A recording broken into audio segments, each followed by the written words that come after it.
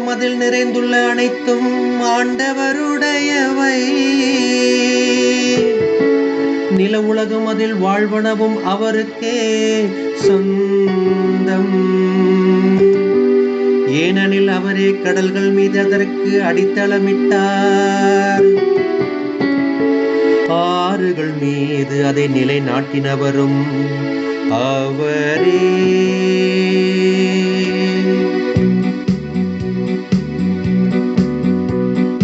கடவுள் முகத்தை தேடுவோரின் தலைமுறையினர் இவர்களே. கடவுள் முகத்தை தேடுவோரின் தலைமுறையினர் இவர்களே.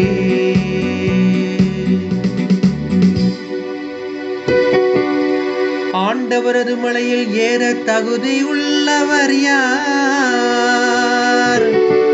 அவரது திருத்தலத்தில் நிற்கக்கூடியவர் யார்? கரைபடாத கைகளும் மாசற்ற மனமும் உடையவர், பொய் தெய்வங்களை நோக்கி தம் உள்ளத்தை உயர்த்தாதவர்.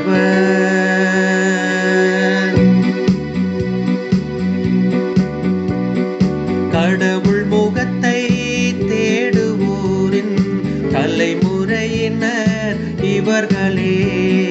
கடவுள் முகத்தை தேடுவோரின் தலைமுறையினர் இவர்களே.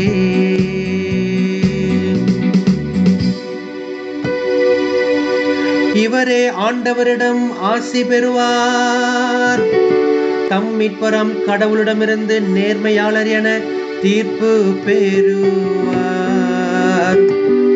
அவரை நாடுவோரின் தலைமுறையினர் இவர்களே. யாக்கோபின் கடவுளது முகத்தை தேடுவோர் இவர்களே.